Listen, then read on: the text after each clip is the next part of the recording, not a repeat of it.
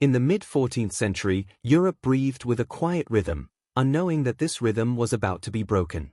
Towns were alive with the sense of bread baking in ovens, of wood smoke curling from chimneys, and of the earth after rain.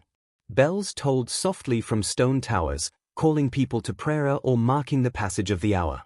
Markets thrived with chatter, merchants calling out their wares, the scrape of wooden carts over cobblestones, the laughter of children weaving between stalls. Life was simple, yet fragile, balanced delicately between the work of the day and the unknown of tomorrow. It was an age where the world seemed both vast and small. Travel was rare, but stories traveled quickly. Travelers brought news of distant lands, of strange customs, and of distant illnesses. Yet nothing could have prepared the people of Europe for the shadow that was coming. The Black Death was not a distant rumor to be ignored. It was a slow, creeping storm, carried across seas and roads, unseen by the naked eye, and deadly beyond imagination. Imagine a scene in a quiet port town, dawn breaking over weathered docks, fishermen preparing nets, the soft creak of ropes against masts. In the marketplaces, people trade grain and cloth, their voices warm with greeting. Beneath the surface of this everyday life, a darker story is unfolding. Ships arrive from distant harbors, carrying not only goods but the first whispers of sickness. Some sailors are ill, but their complaints are dismissed as fatigue or fever. Yet in the days to follow, illness spreads with frightening speed. It begins in one household, then another, until entire streets grow silent. The sound of life fades under an invisible weight. This is how the Black Death entered the consciousness of Europe, not as a headline or statistic, but as a living fear, creeping through villages and towns, leaving dread in its wake. People spoke of the pestilence in hushed tones, as if speaking aloud might call it closer. Priests gave sermons warning of divine punishment.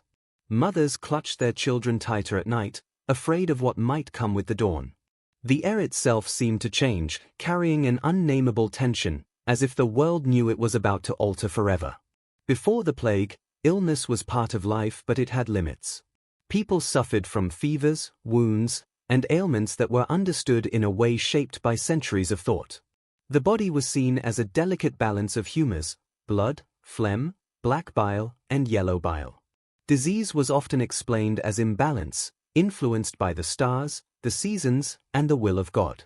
Doctors, apothecaries, and wise women treated ailments with herbs, potions, prayers, and rituals.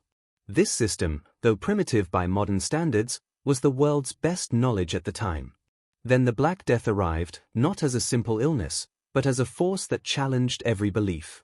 It tore through towns like a sudden storm, leaving no distinction between rich or poor, noble or peasant. Entire communities vanished in weeks. Fields lay untended, and markets fell silent. The rhythm of life was broken, replaced by a deeper, heavier silence, a silence filled with fear. As the shadow of the plague spread, a quiet urgency began to awaken among healers. Medieval doctors, bound by tradition yet driven by desperation, faced a challenge unlike any before. They could no longer rely on old patterns of healing alone. The crisis demanded new answers, even as knowledge itself was limited. Theirs was not only a battle against disease but a battle to understand it, a struggle that would take them deep into the heart of both science and superstition. For the listener now, imagine standing at the threshold of this world, a world poised between life as it was and life forever changed. Imagine walking through a cobblestone street as dawn breaks, hearing the faint murmur of voices and the toll of a distant bell, feeling the soft chill in the air. Somewhere beyond sight, beyond sound, something ancient and terrible is stirring. The Black Death waits quietly, unseen. And soon, the world will know it. This is where our journey begins. Not with the arrival of knowledge, but with the quiet moment before the storm, the moment when life still held its ordinary rhythm, unaware of the transformation to come. This is the whisper of a world in crisis, the breath before the great unraveling, and the first step toward understanding how medieval doctors tried to confront the unthinkable. Before the plague swept across Europe, life carried its own rhythm, shaped by the cycles of the seasons and the steady work of everyday living. In the quiet towns and bustling cities, people moved according to patterns as old as memory itself. Dawn brought the ringing of church bells, the scent of baking bread, and the murmur of water flowing in stone fountains. Merchants laid out cloth dyed deep red or rich blue, fruits glistening in baskets, while the smell of herbs drifted from the stalls of apothecaries. The air was filled with voices, footsteps, and the occasional laughter of children. It was a world both simple and fragile, held together by customs, faith, and the understanding of life that had been shaped over centuries. Town life was a mixture of work, religion, and community. Every day began with prayer, every festival marked with ceremony. At the heart of town stood the church, a place of faith, refuge, and healing. Outside the stone walls, fields spread in green and gold, farmers tending sheep, turning soil, or guiding plows through heavy earth. Life was hard, yet there was a quiet certainty: the seasons would return, and life would continue. Medicine, as it was known then, was an art woven into the fabric of everyday life. Healing was not separated from faith or philosophy; instead, it was part of a greater order. The human body was seen as a delicate balance of four humors: blood, phlegm, black bile, and yellow bile. Health came from harmony among them; illness was a sign of imbalance. This balance was influenced not only by diet and environment but also by the alignment of the stars and the will of God. Doctors of the Middle Ages were scholars of this balance. They studied ancient texts, their minds filled with the writings of Galen and Hippocrates, and the interpretations of later thinkers. Their work was guided by careful observation and deep tradition. Tools were simple: scales for weighing powders, flasks for tinctures, lancets for bleeding. Remedies were drawn from nature: herbs like rosemary, fennel, and sage, infused into oils or boiled into waters, each chosen for its supposed properties. A healer might prescribe a potion, a prayer, a ritual, or a change in diet, blending science, faith, and art. Yet medicine was not only practiced by trained doctors. In towns and villages, barbers cut hair and treated wounds. Wise women tended to the sick, offering herbal remedies passed down through generations. Monks in abbeys copied manuscripts, recorded cures, and cared for the ill. Healing was communal, as much a part of life as the market or the church. It was a quiet faith that health could be preserved through balance, care, and prayer. In this world before the plague, sickness was something familiar. Fever, smallpox, dysentery, and wounds were part of life, and people learned to live with them. Death, too, was a constant companion. But illness was generally local, contained, and understood in its own way. Disease came slowly, treated in the same manner as other misfortunes, with a mixture of practical care and spiritual appeal. Then, without warning, everything began to change.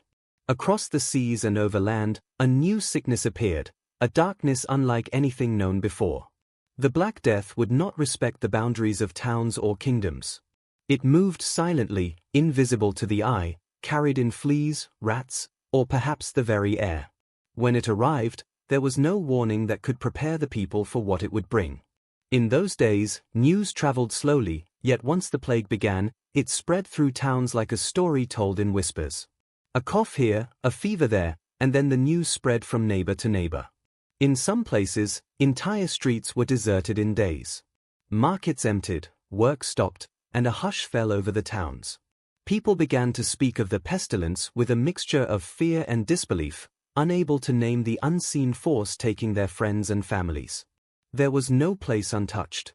Even the great cities felt its grip: the sound of bells tolling for the dead, the quiet movement of processions through empty streets, the clatter of wooden carts carrying bodies to mass graves. Life as people knew it was being rewritten. The steady rhythm of dawn and dusk was replaced by something heavier, slower, and uncertain. This is how Europe's world before the plague dissolved into a new reality. It was not only the spread of disease, but the collapse of certainty. The comfortable knowledge of health, community, and divine order was replaced by fear, confusion, and grief. The world shifted underfoot, and in that shifting world, the role of the healer would change forever. For the listener, imagine now stepping into such a town before the plague fully arrived. Imagine walking through a marketplace, the air alive with sound and scent, unaware that soon these streets would be silent. Imagine the quiet confidence in the steps of people who believed that life could be tended, healed, and preserved. And imagine that this confidence was about to be tested in ways no one could have imagined. This was Europe on the brink, life as it had always been, ready to change forever under the shadow of an invisible enemy. The world before the Black Death was a world that still believed in balance, in order, and in the power of healing. But that belief was about to be challenged in the most profound way possible. The first signs of the Black Death did not arrive with fanfare. There was no trumpet to announce it, no herald to prepare the towns. Instead, it came quietly, almost imperceptibly, carried by trade, travel, and the small, unseen creatures of the world. In port towns, ships arrived from distant lands, Genoa, Constantinople, Marseille, their sails heavy with salt and mystery. The crews disembarked weary and pale, their eyes clouded with illness. The illness was slow to name itself, appearing first as a fever, a chill, a swelling that could be dismissed. And so it began, unnoticed by most, until the weight of it could no longer be ignored. Imagine a morning in such a town, the harbor filled with the smell of salt and tar, gulls wheeling overhead, fishermen hauling nets. At first, life continues as before. But soon, merchants begin to fall ill. A neighbor coughs and grows weak, then another. Within days, whole households are afflicted. Fear spreads faster than the sickness. The air grows heavier, filled with whispers, rumors of a sickness that kills without warning, that strikes without mercy. The sound of the marketplace grows quieter, the laughter fades, replaced by the subdued clatter of concern. This is the moment when the Black Death moves from being a distant threat to a living, breathing reality. It arrives not as a single wave but as a creeping shadow, carried across cities and villages by invisible means. It is relentless, striking quickly and without pattern. One day a street is full of life, the next, it lies empty, its windows shuttered. Inside homes, families pray beside the sick. Outside, bells toll for those taken, their sound echoing through the narrow streets. The symptoms were terrifying and unlike most diseases known to medieval medicine. The illness began with fever and chills, then swelling of the lymph nodes into grotesque buboes, blackened, painful lumps that seemed to grow before the eyes. The skin took on strange discolorations, blotches of deep purple and black. Those afflicted would suffer intense fatigue, delirium, and often death within days. For those who survived, the world became a place forever altered, their bodies marked by scars and the memory of a battle fought and lost. In the towns and cities where the plague arrived first, the air was filled with the scent of fear and decay. Streets that once bustled with the hum of life fell silent. Windows were closed against the world, and those who could fled. Some burned their belongings, hoping to cleanse themselves of infection. Others turned to prayer and fasting, believing the illness was divine punishment. But no amount of prayer could still the creeping shadow. The sickness moved like a tide, flowing without regard for wealth, status, or station. The Black Death became not only a physical illness but a collective terror. It was a force that eroded the certainty of life itself. People spoke of it as though it were a living thing, a shadow moving through their homes and towns. Chroniclers of the time wrote of a silence that followed the plague, a stillness filled with grief. Entire communities disappeared, leaving behind only empty homes and mass graves. This was not simply an epidemic, it was a collapse of life as people knew it. For the healer, the arrival of the plague was a challenge unlike any before. The tools of their craft, herbs, bleeding, prayer, seemed powerless against the speed and severity of the sickness. Doctors could diagnose buboes and prescribe remedies for fever, but the cause remained beyond their grasp. Medicine itself was thrown into question, and with it, the very belief in the ability to heal. This uncertainty deepened the fear, and as the sickness spread, desperation grew. Imagine standing in such a town as the plague arrives, walking along narrow streets where the usual rhythm of life has dissolved. The air feels heavier, filled with a strange hush. The marketplace is empty except for a few shuttered stalls. From a distance, the tolling of a bell rises, steady and slow. In the houses nearby, the sick cough in darkness. Somewhere beyond sight, the shadow of the Black Death moves onward, relentless and unseen. The early days of the plague were a mixture of disbelief and dread. Some could not believe such a thing could happen, others knew instinctively that life was changing forever. Town councils debated quarantine, while church leaders called for processions of prayer and penance. Families shut themselves behind doors, locking themselves away against a threat they could neither name nor understand. Fear was not simply a reaction to illness, but to the collapse of certainty itself. This was the moment when Europe stood at the threshold of a new world. The arrival of the Black Death was more than the arrival of disease, it was the beginning of a profound transformation. Life before this moment, with its quiet rhythm and familiar order, began to dissolve. In its place rose a world marked by silence, loss, and a desperate search for meaning. For the people of that time, the plague was not only a crisis of the body but a crisis of the soul. And so the Black Death descended, quietly but inexorably, into the heart of Europe. It came without warning, without reason, and without mercy. What began as whispers in port towns became an unstoppable force that would change the course of history. For those who lived through it, the arrival of the plague was the beginning of a new reality, a reality where the ordinary world was gone, replaced by shadow. In the centuries before the Black Death, medicine was not the systematic science we know today. It was an art born from tradition, shaped by ancient texts and the beliefs of generations. For medieval doctors, healing was part philosophy, part faith, and part craft. They worked within a framework inherited from the Greeks and Romans, most notably the theories of Galen and Hippocrates, whose words had been preserved through centuries of study. This knowledge was filtered through monasteries, translated by scholars, and taught in universities, becoming the foundation of medical practice. Central to medieval medicine was the idea of balance. The human body was understood as a delicate system governed by four humors: blood, phlegm, black bile, and yellow bile. Good health depended on their harmony, and disease was thought to arise from imbalance. Such imbalance could be influenced by many factors: diet, climate, emotions, seasons, and even the positions of the stars. To treat illness was to restore this harmony, often through remedies that might seem strange to modern ears. Bloodletting, for example, was common, based on the belief that removing blood could reduce excess humors. Doctors were learned men, often educated in the great universities of Paris, Bologna, or Montpellier. They studied anatomy through manuscripts rather than dissection, relying on the wisdom of their predecessors. Their tools were simple but symbolic: brass instruments, glass flasks, lancets, and mortar and pestle for grinding herbs. Diagnosis began with careful observation, examining the patient's pulse, urine, complexion, and breathing. Each sign was read as a clue, revealing the state of the humors and the path to healing. But medicine was not the domain of doctors alone. Healing in the Middle Ages was a shared practice, blending formal knowledge with folk traditions. Barbers and surgeons performed minor operations, tended wounds, and treated abscesses. Apothecaries prepared herbal medicines and remedies, often mixing knowledge of plants with superstition. Wise women and herbalists cared for the sick in their homes, passing recipes for healing from mother to daughter. Monks in monasteries copied medical texts and cultivated gardens of healing herbs, offering sanctuary to the ill.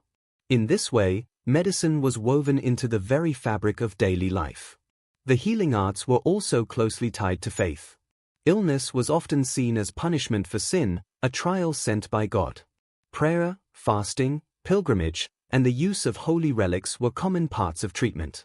The Church played a central role in healthcare, not only as a spiritual guide but as a provider of hospitals and hospices. These institutions cared for the poor and sick, offering comfort in addition to treatment. Healing was understood as both a physical and a spiritual journey, with medicine and prayer walking side by side. When the plague began to spread, these systems of healing were put to their greatest test. The doctors of the Middle Ages found themselves facing an enemy unlike any they had encountered. Their tools, knowledge, and rituals were challenged by the speed and severity of the sickness. Buboes, fevers, and sudden death arrived in waves, and with them, the realization that the cause was beyond their grasp. Medical theory struggled to explain what was happening. Was it an imbalance of humors? A corrupted air? A punishment from God? The uncertainty deepened as the plague spread, and with it grew a desperate search for answers. The response of medieval doctors was shaped by both their tradition and the limits of their knowledge. Treatments were adapted as the crisis grew. Some relied on the use of aromatic herbs and spices, believing the pestilence came from corrupted air or miasma.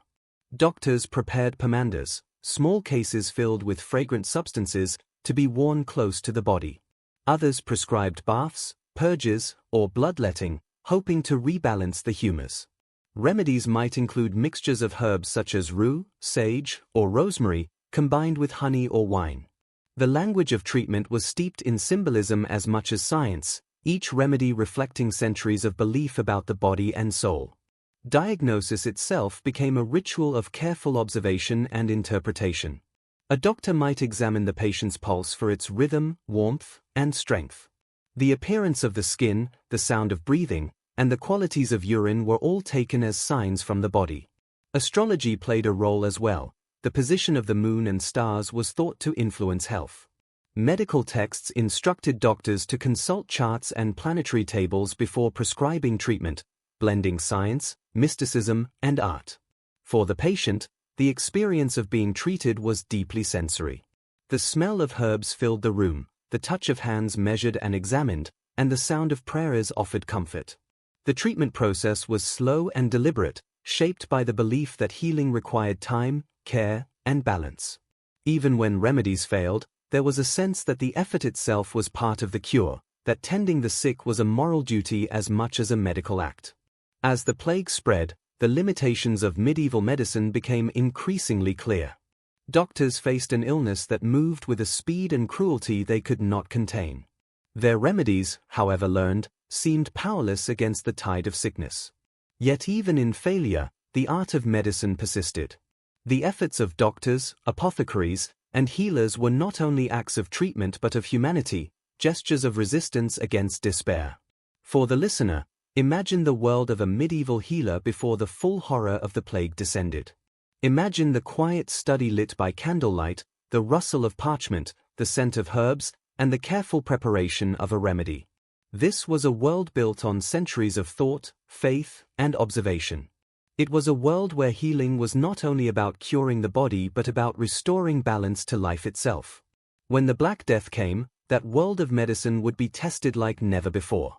The traditions of centuries would meet the reality of a new kind of crisis. And in that meeting, the limits of knowledge and the resilience of human care would be revealed.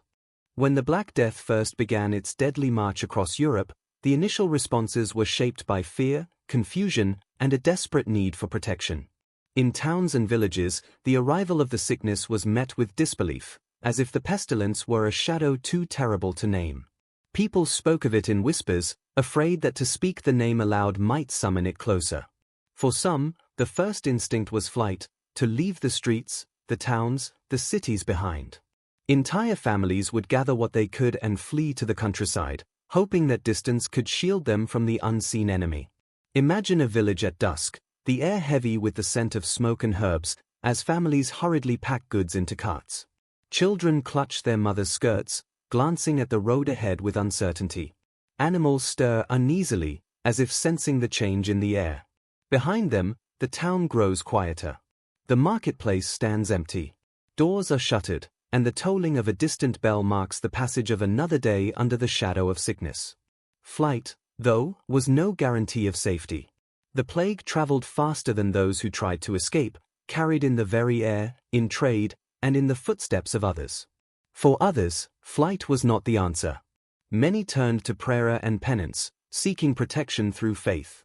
Processions wound through the streets, their participants carrying crosses and candles, singing hymns of repentance. Flagellants moved from town to town, whipping themselves as an act of purification, believing that their pain could appease divine wrath.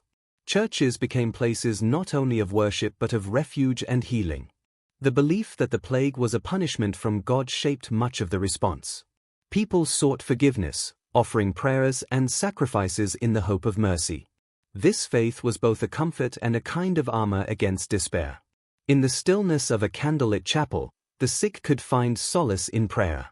The rhythm of psalms and chants offered a sense of order in a world gone chaotic. Yet faith was also entwined with fear. The idea that the Black Death was divine punishment created a sense of guilt and helplessness. Many wondered what sins had brought this calamity, and whether it could ever be lifted. This interplay of hope and fear defined much of the early response to the plague. At the same time, some communities turned to stricter measures of prevention. Town councils began to impose quarantines, shutting gates and forbidding entry to travelers. In port cities, ships were held for weeks before docking, and travelers were sometimes barred entirely. Streets were cleaned, rubbish removed, and sick houses isolated.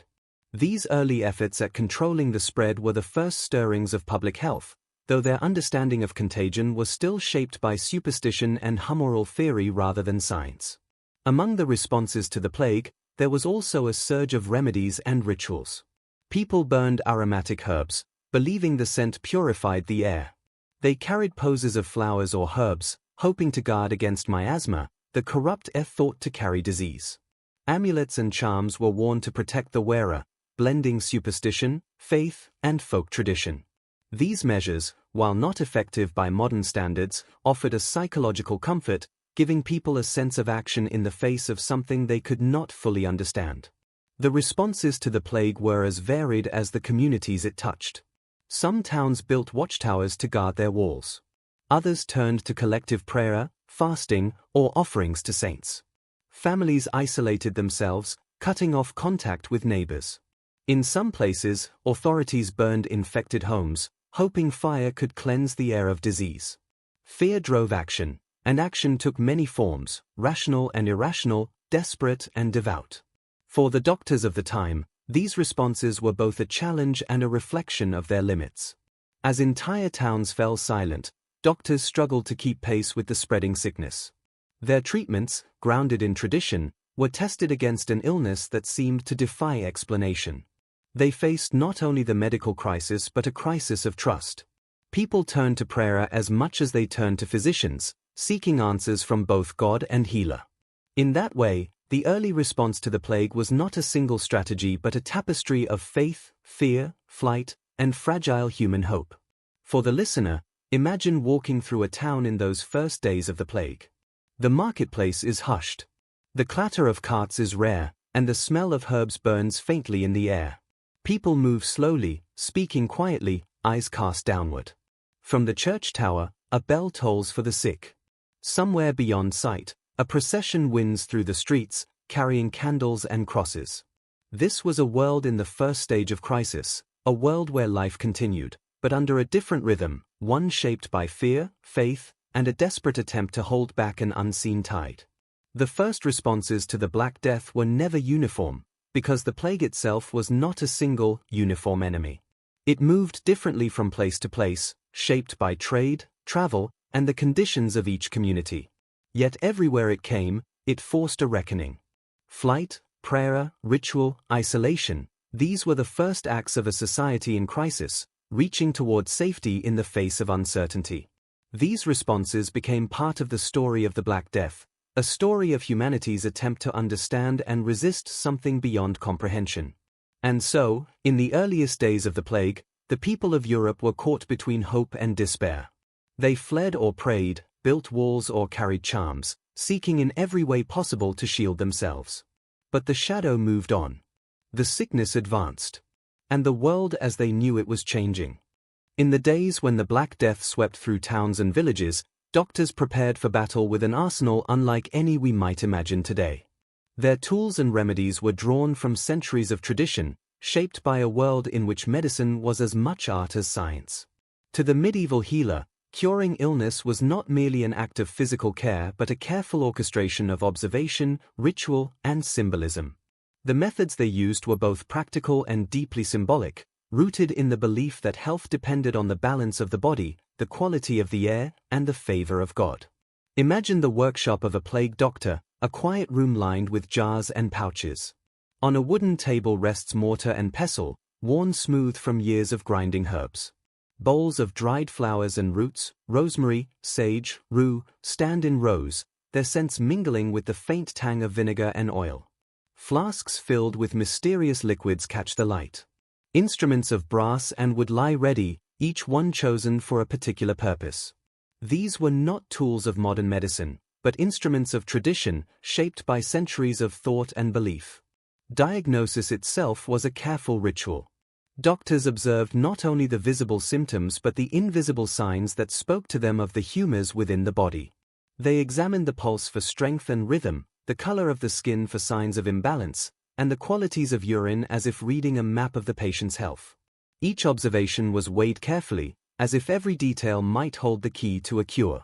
In this way, the act of diagnosis was a blend of science and art, a practice guided by experience and the wisdom of ancient texts. Central to the doctor's armory were herbs and aromatic substances. In the belief that the plague traveled through corrupted air, many remedies sought to purify the senses and the environment. Pomanders, small cases filled with fragrant herbs, spices, and oils, were worn to ward off disease. Strips of cloth soaked in aromatic vinegar might be tied around the head, and herbal powders sprinkled in the air. These scents were not simply pleasant, they were thought to have a protective power, cleansing the air and the body. Herbs themselves held a language of healing. Rosemary was valued for its warmth and clarity, sage for its ability to restore balance, and rue for its purifying properties. These herbs were prepared in oils, distilled into waters, or mixed into poultices. Sometimes they were combined with wine or honey, substances thought to strengthen the body. Remedies could be taken internally or applied externally, each method chosen according to the patient's condition and the interpretation of the doctor's diagnosis. But the art of healing extended beyond herbs. Many treatments involved rituals designed to restore harmony to the body and spirit. Bloodletting, for example, was a common practice, believed to draw away excess humors. Cupping, the application of heated cups to the skin, was thought to draw out impurities. Purging, through medicines or emetics, sought to cleanse the body from within. These practices were not arbitrary but grounded in a medical tradition that saw disease as a disturbance of balance. The plague itself challenged these traditions. Buboes, fevers, and sudden collapse arrived with such speed and severity that doctors often found their methods tested to the limit. Remedies were adapted, combined, and reimagined. In some cases, doctors relied on preventative measures, advising patients to wear masks filled with aromatic herbs, to carry nosegays, or to burn certain resins. Others prescribed diets of warm broth and spiced wine, believing nourishment could strengthen the humors against corruption. For those who could afford it, treatment became a combination of the practical and the symbolic. The healer's room became a place of ritual, where the senses were engaged as much as the body. The sight of a carefully prepared potion, the smell of crushed herbs, the touch of hands guided by learned tradition, all became part of the process of care. Healing was a slow and deliberate art, intended not only to treat the body but to offer comfort to the soul. The plague doctor himself became a figure defined by both practice and symbolism. Dressed in robes of waxed cloth, carrying a cane to examine patients without touch, and wearing the infamous mask with its beak filled with aromatic substances, he was both a healer and a symbol of resistance against the unknown. This costume was not only protection but a statement, a physical embodiment of the struggle to meet the plague with knowledge, ritual, and courage. For the ordinary people of the time, the doctor's tools and remedies were part of a larger hope, the hope that illness could be resisted, that balance could be restored, that life could be preserved. The act of preparing a remedy, whether an herbal potion, a scented pouch, or a ritual of prayer, was a gesture of defiance against the shadow of the plague. It was an assertion that the human spirit would fight, even in the face of an enemy beyond understanding. This belief gave rise to a unique blend of science, superstition, and compassion. Medicine was not merely a collection of recipes and instruments but a living art shaped by centuries of tradition and adapted by necessity. Each remedy was a story, a mixture of learned knowledge and human hope, crafted with care in a world where certainty had become rare. For the listener, imagine standing in the quiet workshop of a plague doctor. Imagine the smell of rosemary and rue in the air, the weight of the instruments resting in careful order, the glow of candlelight illuminating jars filled with mysterious powders. Imagine the slow, deliberate process of preparing a remedy, the ritual of diagnosis, and the quiet determination to meet the plague with whatever knowledge and care was available. This was the world of the healer during the Black Death, a world of both humility and courage, of tradition tested by crisis, and of humanity seeking to tend what was breaking apart. The doctor's tools, herbs, and rituals were not merely cures. They were expressions of a deeper belief that healing was possible, that balance could be restored, and that even in the face of despair there was a path forward. In the days of the Black Death, this belief became both a comfort and a duty. As the Black Death spread across towns and villages, the role of the healer became both more vital and more uncertain. The plague was not a sickness they could easily diagnose, and every case seemed to challenge the traditions of medicine they had relied upon for centuries. For the medieval doctor, there was no simple answer, only the slow work of observation and trial, combined with centuries of knowledge passed down in manuscripts and oral tradition. The healer became both a scientist and a philosopher, tasked not only with treating the body but with making sense of the inexplicable. In the face of this invisible enemy, doctors adapted their practice in ways both subtle and dramatic. They turned to earlier writings, seeking clues from the texts of Hippocrates, Galen, Avicenna, and later scholars who had written about plagues. These works described symptoms, causes, and remedies for pestilence, offering a framework that doctors could adapt for their own time.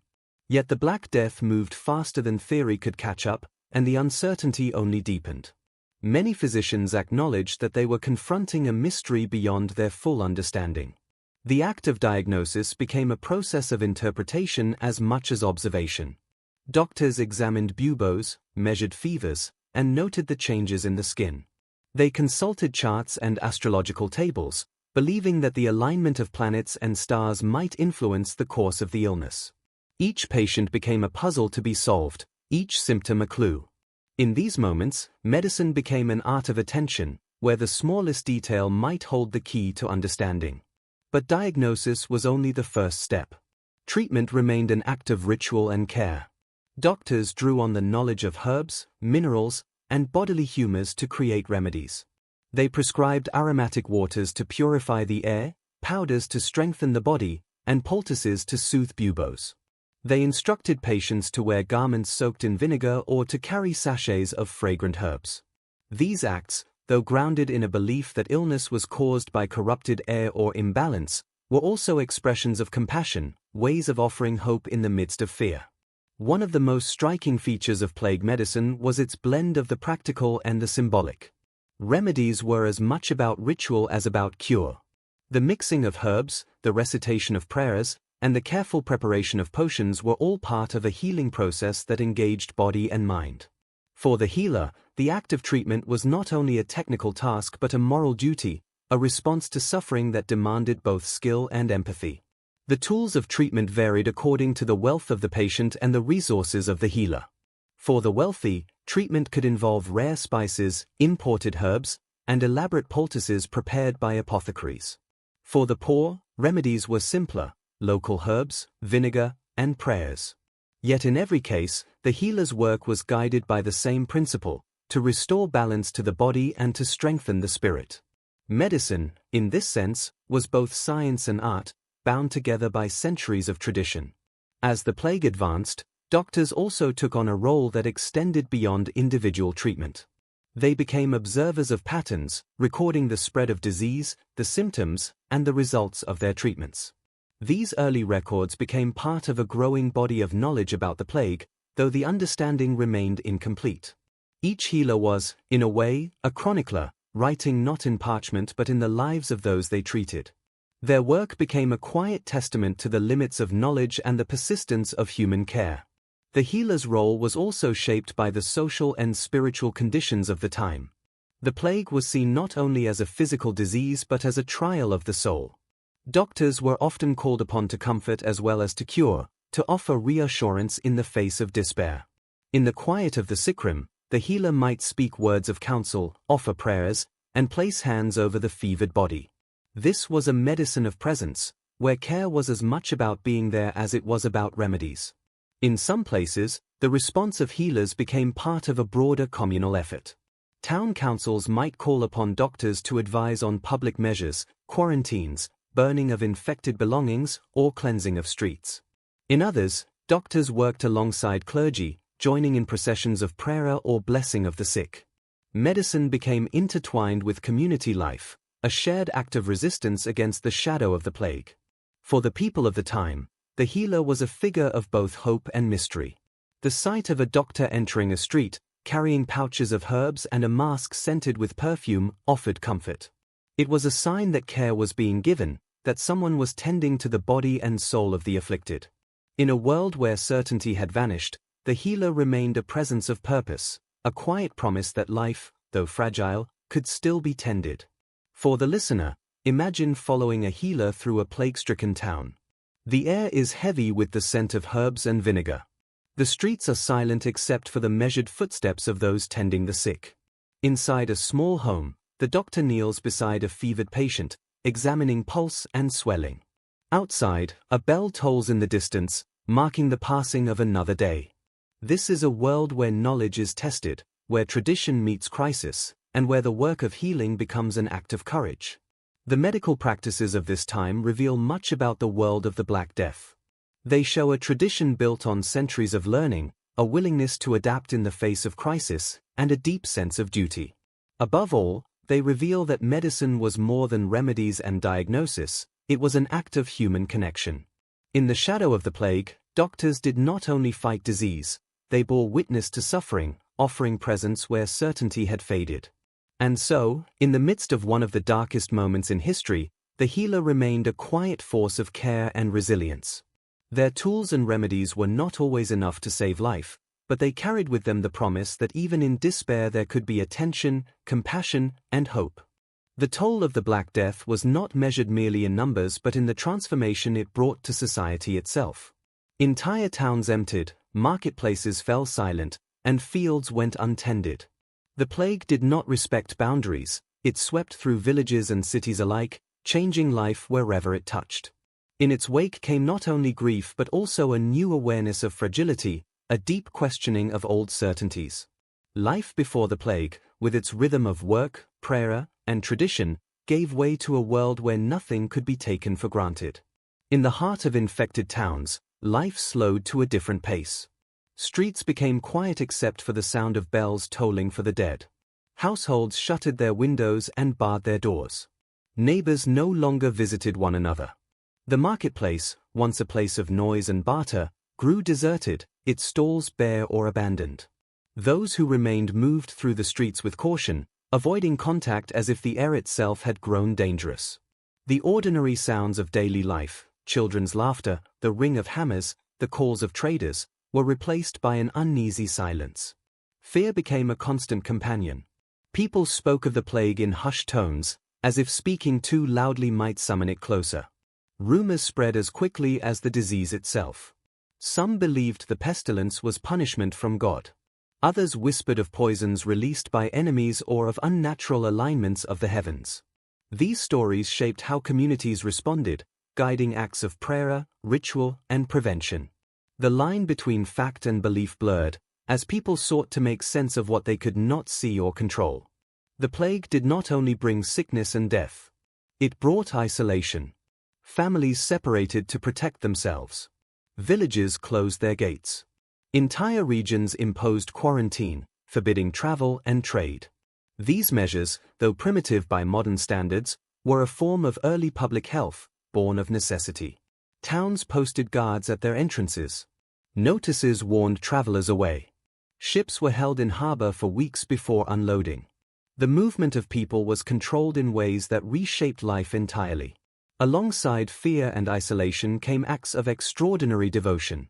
In many places, processions of prayer moved through the streets, carried out by clergy and laypeople alike. Flagellants marched from town to town, whipping themselves as penance, believing that their suffering could spare others. Churches became centers of solace, where candles burned day and night, and the faithful gathered for prayer. Pilgrimages were undertaken to sacred sites, each step a plea for mercy. Faith was a refuge, offering comfort when medicine could not.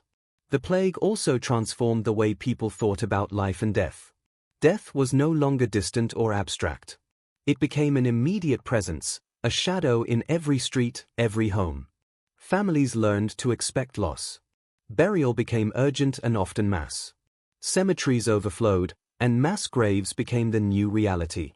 The tolling of bells became the soundtrack of survival, marking the passing of friends, neighbors, and strangers.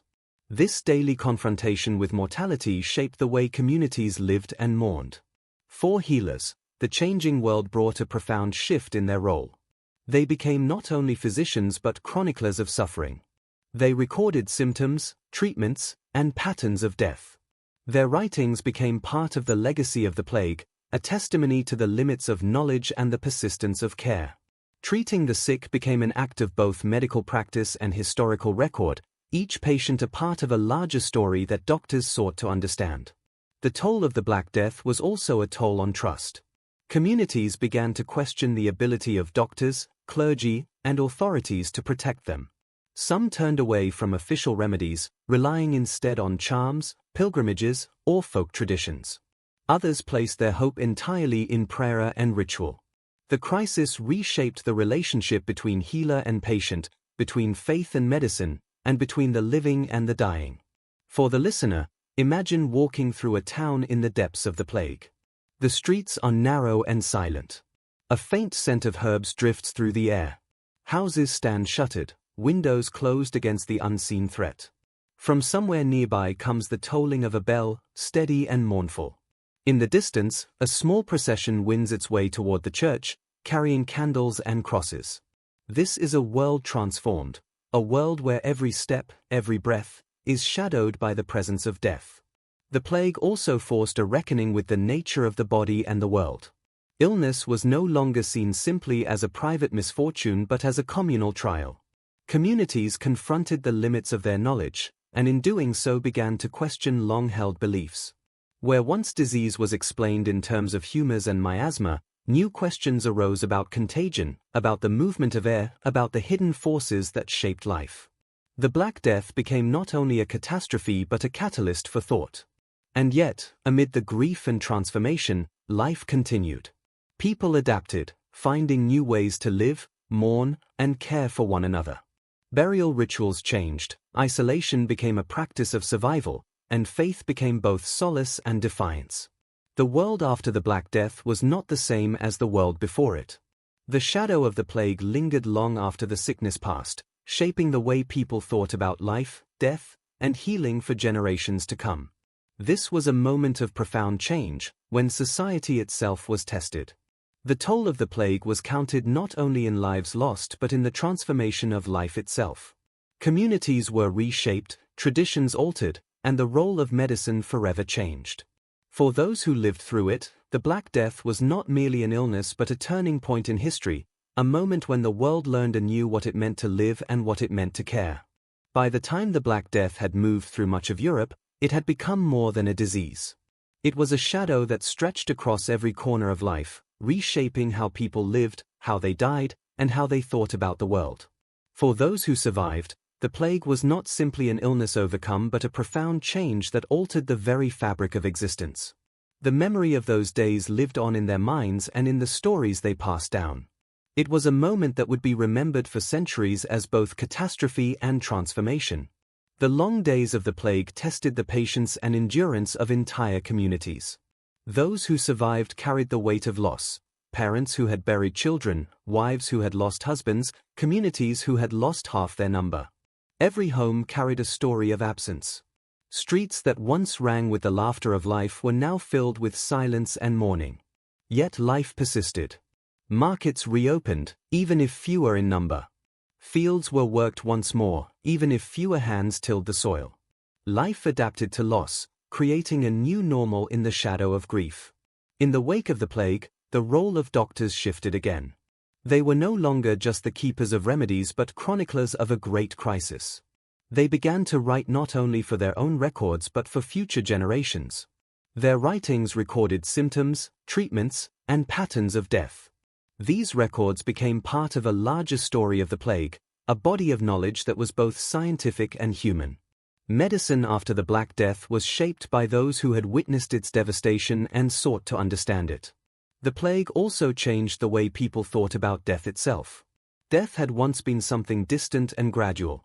Now it had become sudden, everywhere, and unavoidable. It altered rituals and traditions. Burial practices changed, moving toward mass graves in some places and simpler rites in others. Mourning became a constant presence. Families found themselves marking loss not as an event but as a condition of life. The sound of bells tolling for the dead became a background to everyday life. This was a world where death had become a shared experience, part of the rhythm of existence. In the midst of loss, new attitudes toward life began to emerge. For some, the plague inspired a deeper sense of faith, a turning toward prayer and the divine as a source of comfort and meaning. For others, it fostered a questioning of old beliefs, a desire to seek understanding beyond tradition. The catastrophe became a moment of reflection, reshaping both the spirit and the intellect. It was a turning point that touched not only the body but also the mind. The social fabric of communities was also transformed. Entire labor systems were altered by the loss of life. Fields once tilled by many were now worked by few. Wages rose for those who survived, and the balance between labor and livelihood shifted. In towns, trade patterns changed. Markets became smaller, goods scarcer. Communities adapted in order to survive, reshaping economies and traditions. The Black Death was not only a health crisis but a force of social change. The healer's place in this transformed world was complex. Some doctors emerged as respected figures of knowledge, their writings studied for generations. Others fell into obscurity, their methods judged by the limits of their time. Yet all who lived through the plague carried the memory of what it meant to confront something beyond understanding. Medicine itself became more than a science, it became a testimony to human resilience, a record of courage and care in the face of despair. The memory of the plague endured in stories, art, and tradition. Chroniclers wrote of the suffering and of the efforts to resist it. Artists painted scenes of processions and cemeteries, of healing and loss. These works became part of a cultural memory, preserving not only the facts but the emotional truth of the plague. For generations, the Black Death was told and retold, not only as history but as a shared human experience.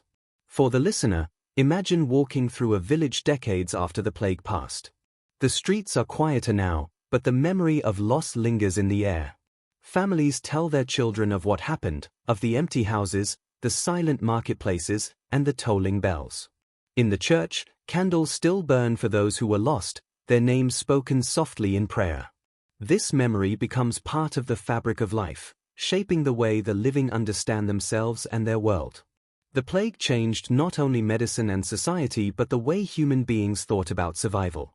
It revealed the fragility of life and the limits of human knowledge, but also the persistence of human care. Even in the face of death, there were acts of compassion, rituals of healing, and the quiet work of those who sought to preserve life. The memory of the plague became a lesson, not only about the power of disease but about the resilience of the human spirit. And so the Black Death left a mark far deeper than the loss of life. It changed the rhythm of life itself, shaping medicine, faith, and the way communities faced both sickness and mortality. It became a turning point, a moment when the world was forced to reckon with its own fragility and to imagine a new way of living. The shadow of the plague remained long after it passed, a quiet presence in memory and history. For those who lived through it, the Black Death was not simply an illness to be endured but a chapter in the story of humanity, a story of loss and transformation, of fear and compassion, of the fragility and strength of life. And that story, carried through generations, remains part of our own, a reminder of the depth of human endurance in the face of the unknown. In the years after the Black Death, the echoes of the plague lingered not only in memory but in the very fabric of society. For those who lived through it, survival was a kind of rebirth, a new chapter written in the shadow of immense loss. Communities rebuilt, but they rebuilt altered. The rhythms of daily life shifted. Markets reopened, churches resumed their bells, and fields were tended once more, but the world carried the memory of absence. Those who returned to life after the plague often carried with them a deeper sense of fragility and a changed vision of the future. The plague became a turning point in medicine itself. The experiences of doctors during the crisis shaped the development of medical thought. Observations of symptoms, attempts at treatment, and the records left behind became part of a growing tradition of empirical knowledge. In the decades that followed, physicians and scholars began to examine plague more systematically, seeking patterns and explanations. The catastrophe had revealed the limits of medical knowledge, and with that realization came a determination to learn more.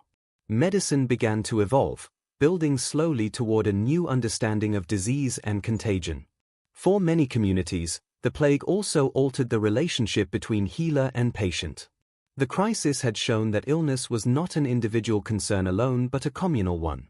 Doctors became not only practitioners but also advisors to towns and rulers, consulted on matters of public health. In some places, regulations emerged to manage disease, an early form of health policy. Quarantines, isolation, and cleanliness became part of public measures. The plague, enforcing a confrontation with the spread of disease, planted seeds for a more collective approach to health. Yet even as medicine evolved, the shadow of the plague remained in the minds of people. Fear lingered long after the sickness had passed, and prevention became part of daily life. Towns continued to guard their gates, ships were still held in harbor before docking, and herbal remedies remained common. Memory shaped practice, and the lessons of the Black Death became woven into the traditions of healing. The world after the plague was more cautious, more aware that illness could return without warning. The plague also left its mark on the way people thought about life and mortality. Death had been an intimate presence during those years, and it left behind a deeper awareness of life's fragility. For some, this awareness deepened faith. For others, it led to questioning and change. The catastrophe shaped not only medicine but also philosophy, art, and literature. Writers and artists began to explore themes of mortality, transience, and human endurance. The plague became part of the cultural memory, influencing generations far beyond those who had lived through it. For healers, the aftermath of the plague brought both challenge and opportunity. Their work was shaped by the lessons of those years, and their authority rested on their ability to adapt. Some embraced new ideas, incorporating observations into teaching and practice. Others held fast to tradition, preserving the humoral theories and rituals that had guided medicine for centuries. The world of healing became a place of both continuity and change, shaped by the experience of crisis. The Black Death also transformed the relationship between communities and the institutions of healing. Monasteries, hospitals, and apothecaries played vital roles during the crisis, and their importance grew afterward. These centers of care became places of learning as well as treatment. They preserved records, shared remedies, and continued to experiment with new methods. The experience of the plague reinforced the value of organized care, laying a foundation for later developments in medicine and public health. For the listener, imagine a town decades after the plague. The streets are busy again, though quieter than before. Markets bustle with trade, but the memory of absence lingers in the quiet corners. Inside a small apothecary shop, herbs are ground and mixed with care, as they were centuries before. In the nearby church, candles still burn for those who were lost. Every stone, every story carries the echo of what happened, a reminder that survival came at a great cost. The years after the plague were not simply years of recovery but years of transformation. The world that emerged was different in ways both visible and subtle. Medicine had been tested and had begun to change. Communities had learned new forms of care and protection. The relationship between healer and patient had deepened, shaped by shared suffering. And the memory of what had been endured became part of the shared history of those who lived through it. The legacy of the Black Death was not contained in the past. It shaped the way people lived, thought, and cared for one another for centuries. The shadow of the plague was a reminder of fragility but also of resilience. It was a story of loss and endurance, of despair transformed into adaptation.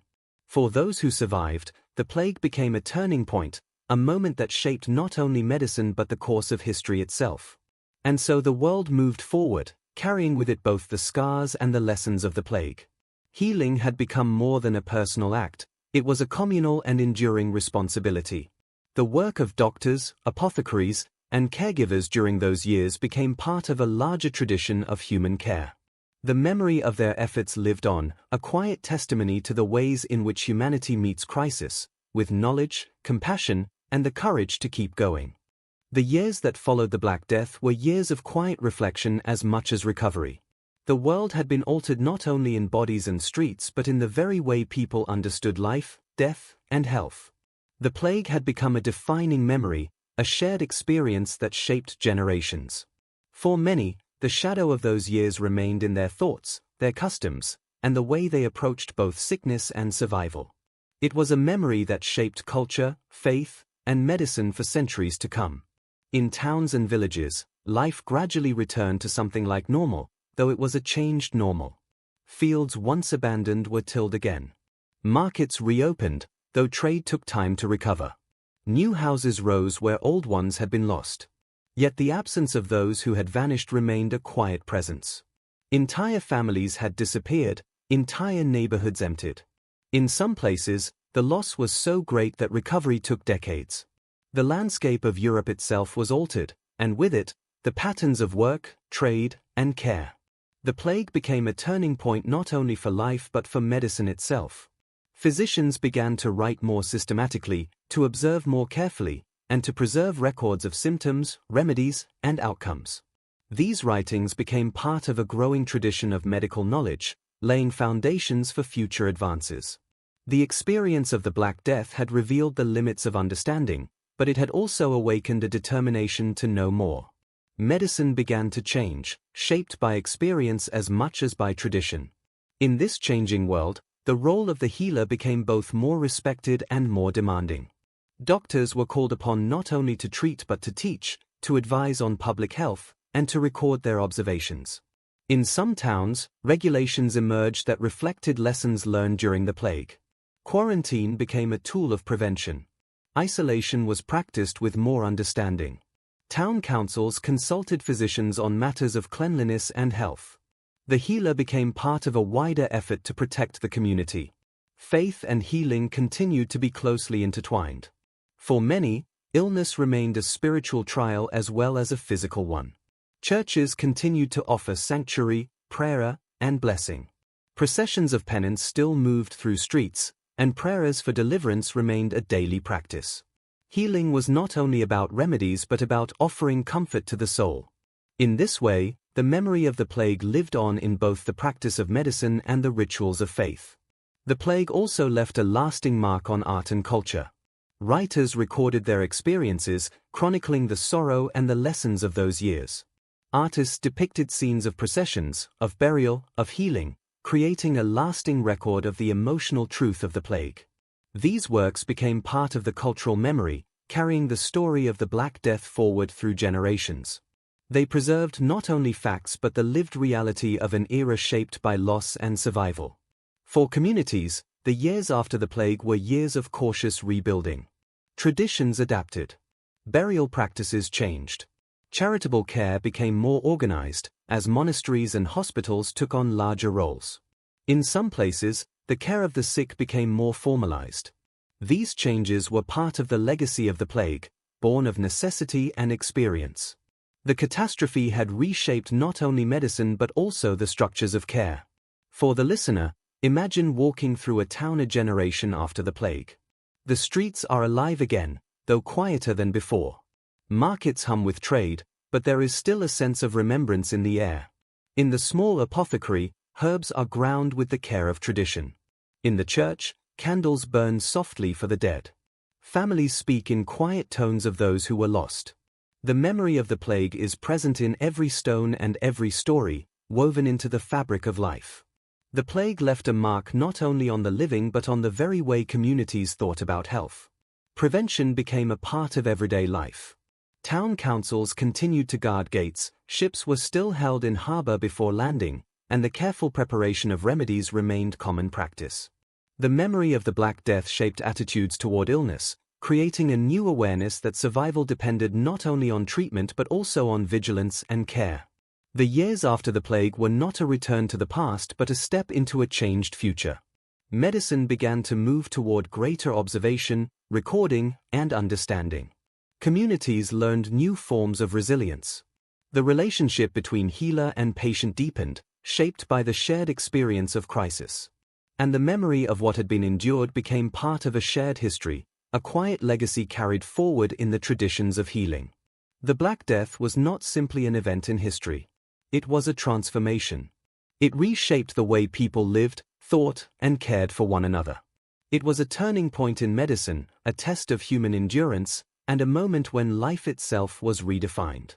The lessons of that time endured, becoming part of the foundation for how future generations would approach sickness, care, and survival. For those who lived through it, the plague was not only a trial of the body but a trial of the spirit. It was a moment when humanity learned anew the value of compassion, presence, and care. Healing became not merely the work of medicine but a shared act of survival, a quiet promise to keep living even in the face of loss. The memory of the Black Death, carried in story, ritual, and tradition, became part of the enduring story of humanity itself. The centuries that followed the Black Death were shaped by the echoes of its devastation. For those who lived through it, survival was not simply a matter of returning to life as it had been.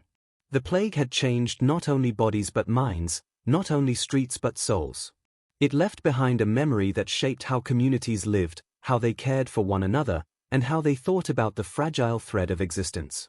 The catastrophe became a chapter in history, but also a quiet turning point, altering medicine, faith, and culture forever. In towns that had been emptied by the plague, recovery took shape in ways both visible and subtle.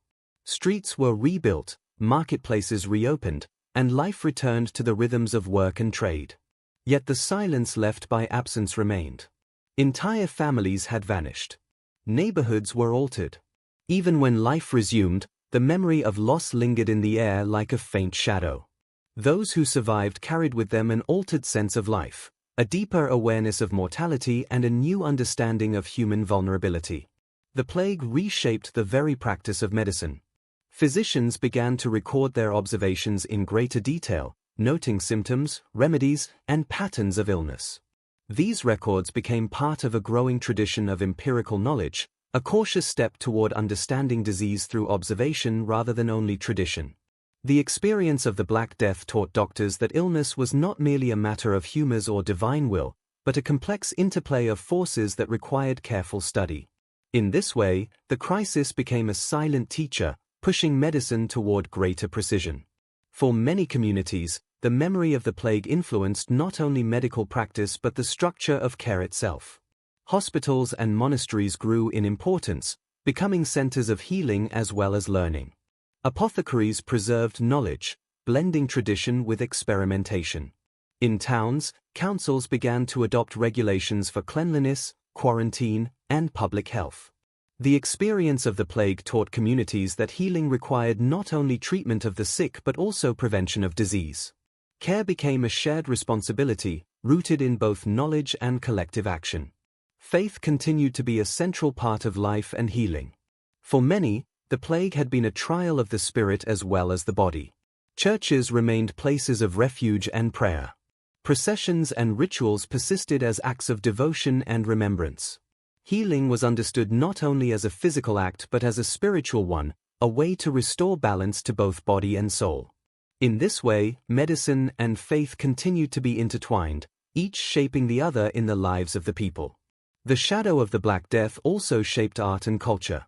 Chroniclers wrote of the suffering and survival of those years, creating records that became part of collective memory. Artists depicted scenes of death and care, of prayer and procession, embedding the experience of the plague into visual and written tradition. These works preserved not only the facts but the emotional truth of a world transformed by catastrophe. They became a reminder that healing is not only about remedies but also about memory, about carrying forward the lessons learned in the face of loss. Communities adapted in other ways as well. Burial practices shifted, with cemeteries enlarged or reorganized. Charitable care became more formalized. The care of the sick became a public concern, shaped by both tradition and necessity. These changes were part of the legacy of the plague, changes born of suffering, but also of the will to endure. In the rebuilding, there was both loss and renewal, an awareness that life was precious and fragile. For the listener, imagine walking through a quiet village a generation after the plague. The streets are alive again, but quieter than before. The marketplace hums softly with trade, but there is a sense of remembrance in the air. In a small apothecary, herbs are ground with care. In the church, candles burn for those who were lost. Families speak quietly of the years gone by, of absence and survival. The memory of the plague is woven into every stone, every tradition, every story passed from one generation to the next. The plague left behind not only grief but also a lasting transformation of how people thought about health and life. Prevention became part of everyday life. Quarantines continued, cleanliness was valued more highly, and remedies grounded in tradition remained in use. Memory shaped medical practice, and communities carried forward the lessons of those years.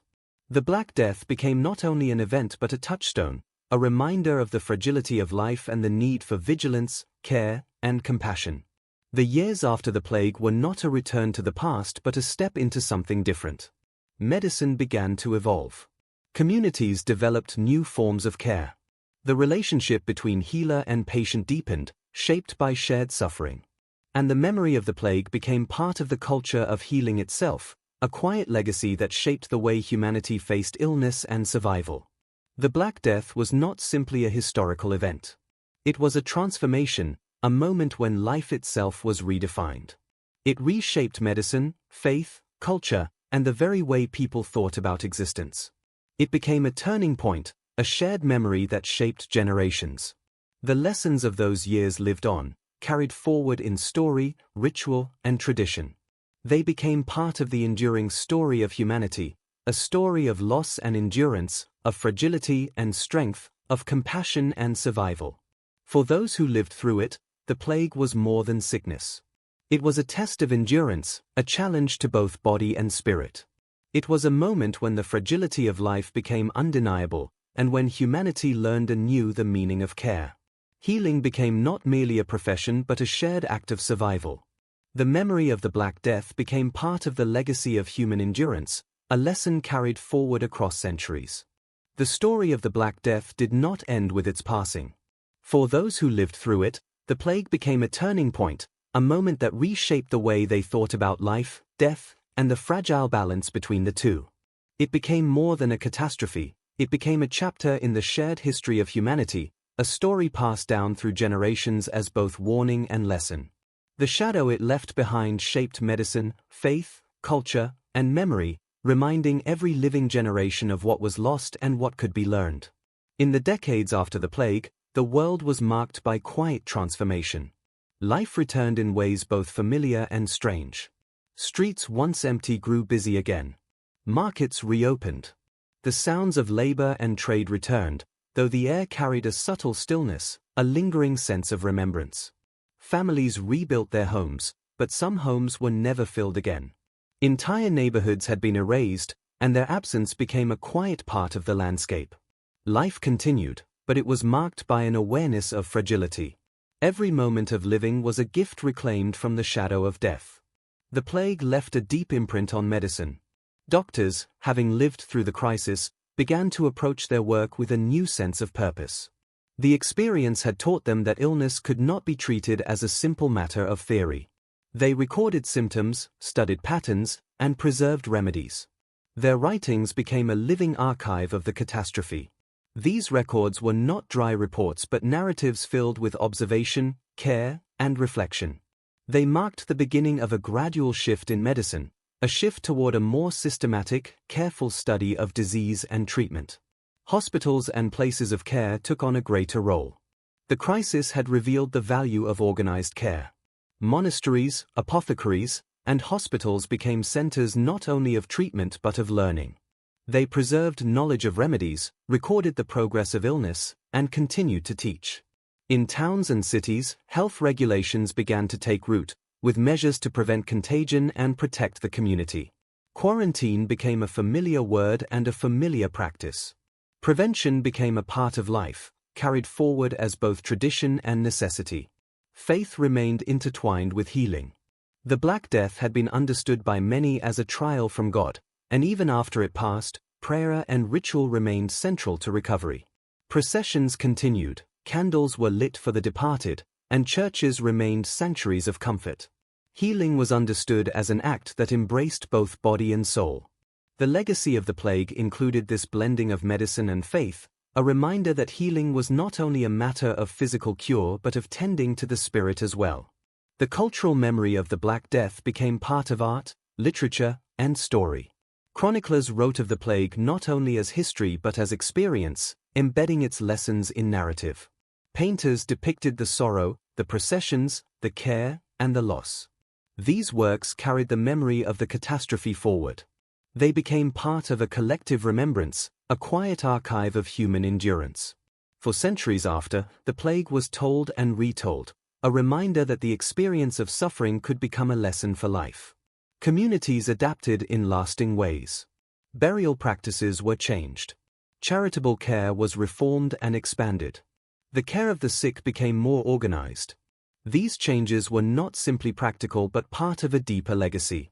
They reflected a new understanding that illness was not only a private matter but a communal one.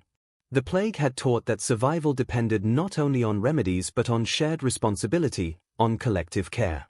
It was a lesson that would echo through centuries of medical and social history. For the listener, imagine walking through a quiet village a generation after the plague. The streets are alive again, but there is still a hush beneath the sounds of life. In the market, the calls of traders mingle with the quiet hum of remembrance. In the apothecary, herbs are ground with careful hands, each preparation a continuation of a tradition born of both knowledge and trial. In the church, candles burn softly in memory of those lost. Families speak quietly of the years that changed them, of absence and survival, of how life was reshaped by what had been endured. The plague became a quiet teacher of vigilance. Even decades later, towns continued practices born of necessity. Gates were guarded, ships were held before docking, and streets were cleansed. Remedies remained grounded in tradition, but prevention was now woven into the habits of life. The Black Death had become a point of reference, a warning and a lesson. It was remembered not only as a time of grief but as a moment that reshaped the understanding of health. The world that emerged was changed. Medicine had begun to move toward a more careful observation of disease. Communities had learned new forms of resilience and care. The relationship between healer and patient was deepened by shared suffering. And the memory of the plague became part of the culture of healing itself, carried forward as a quiet legacy in the practices and traditions of future generations. The Black Death was not merely an event in history. It was a transformation of life itself. It reshaped medicine, faith, and culture.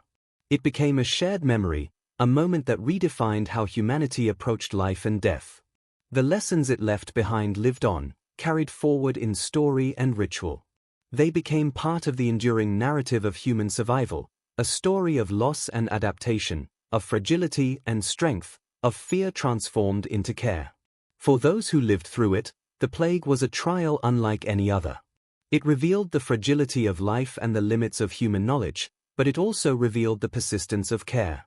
Healing became not only a matter of science but a matter of presence and compassion.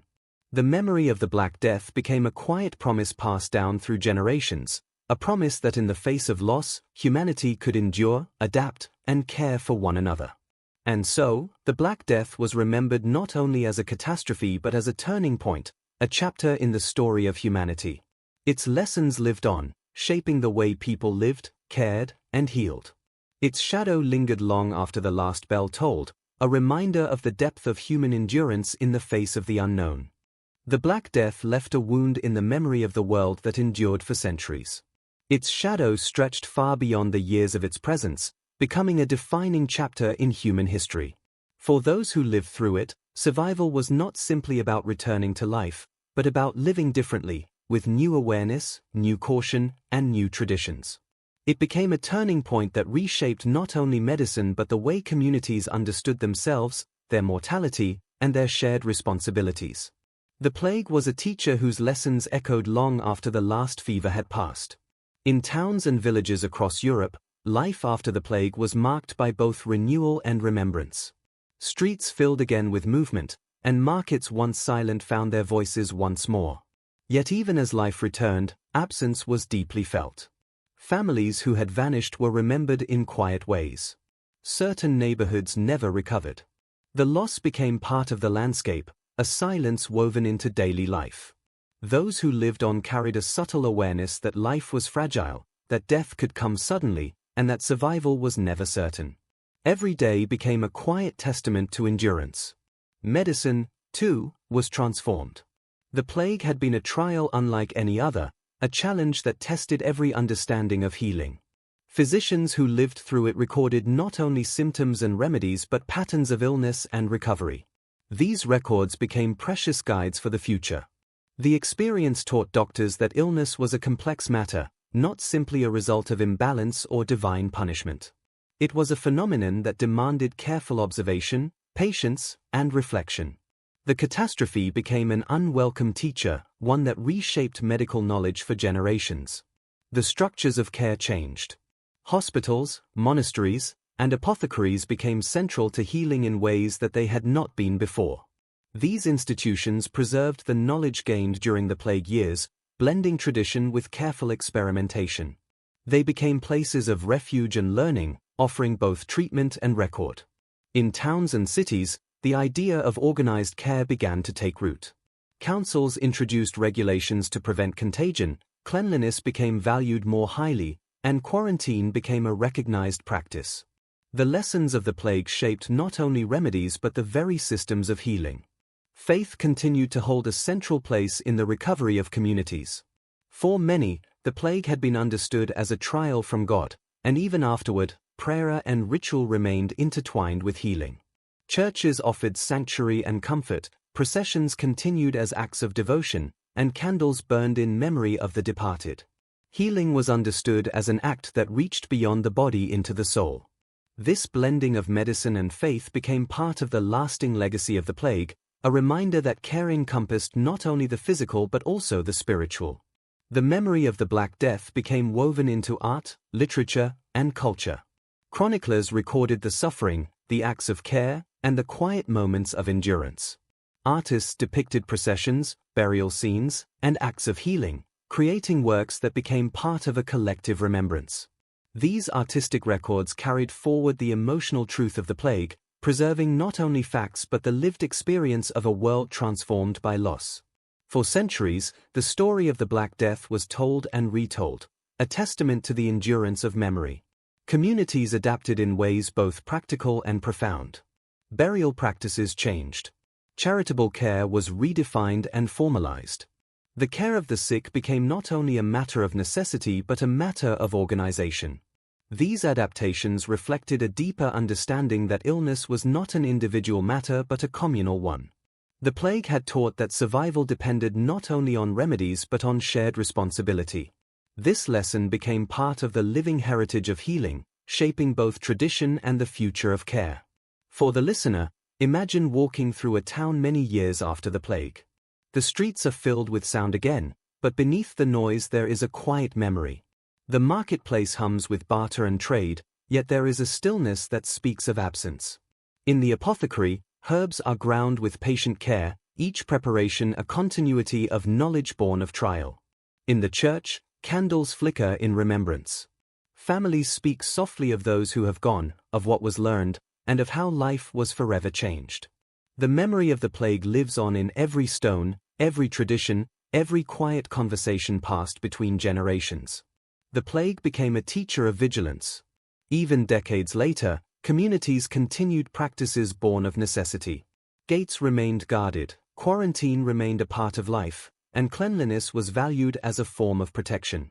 Remedies grounded in tradition were preserved, but the awareness that illness could return remained. The Black Death became a point of reference, a quiet warning carried through memory and custom. It was remembered not only as a time of loss but as a moment that reshaped how health was understood and preserved.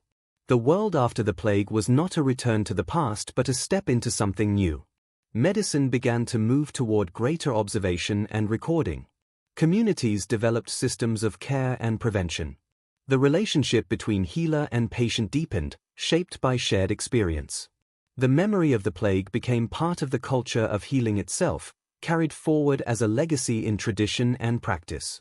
It became a quiet truth that life, once recovered, carries with it the responsibility to remember and protect. The Black Death was not simply a historical event. It was a transformation, a moment when life itself was redefined. It reshaped medicine, faith, culture, and the way people thought about existence. It became a shared memory, a turning point that shaped generations to come. Its lessons lived on, carried forward in story, ritual, and practice.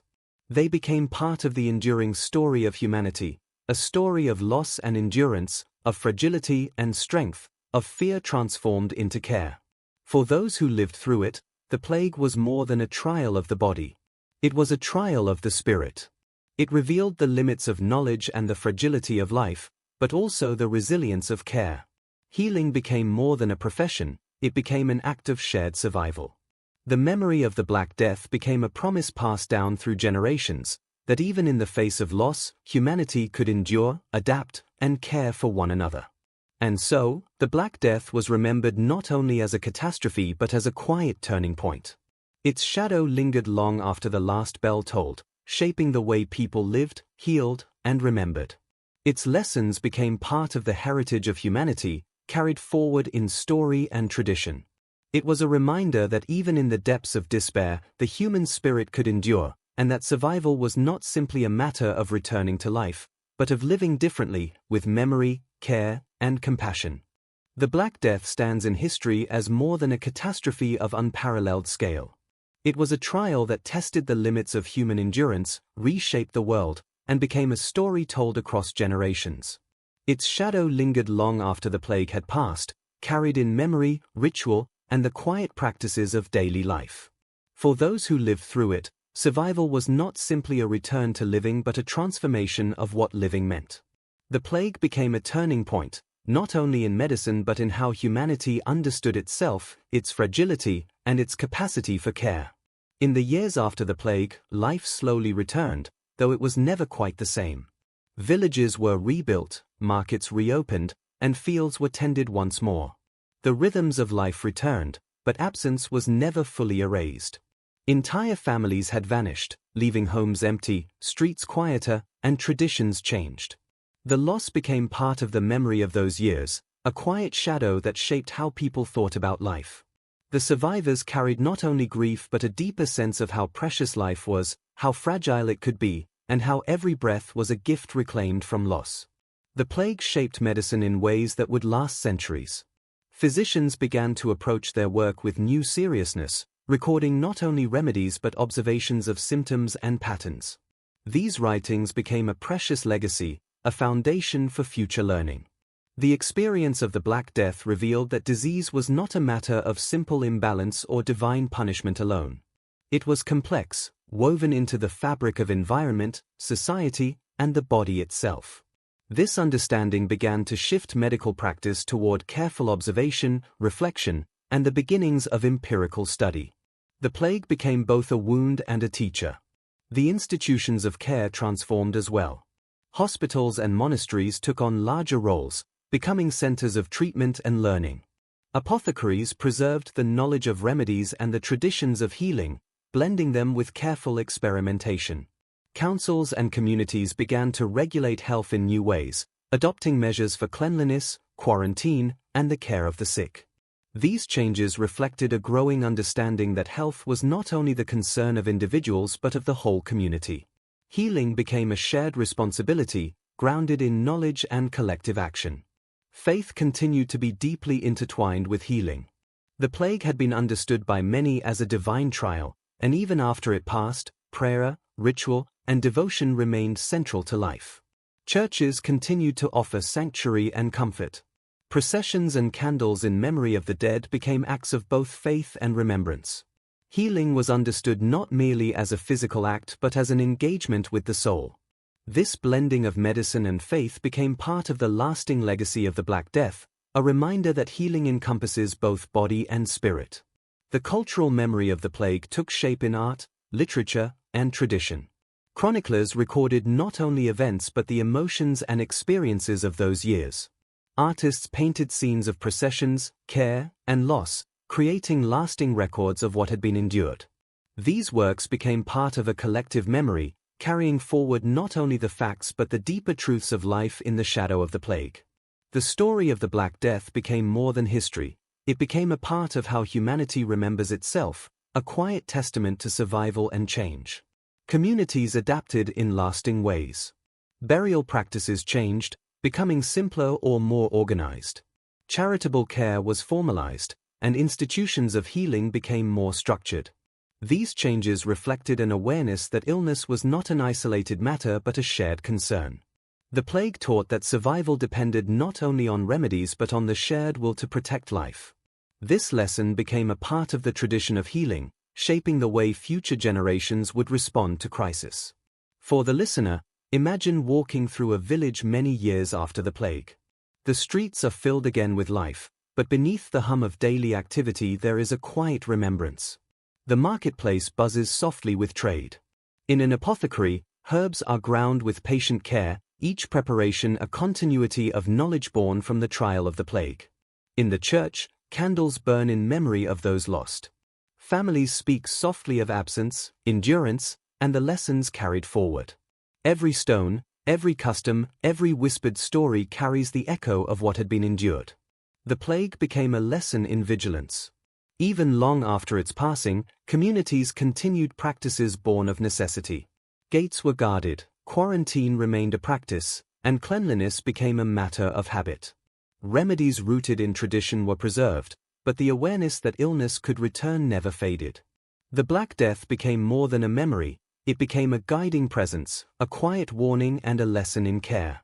It shaped attitudes toward health for centuries to come. The world that emerged was not a return to what had been but a step into something new.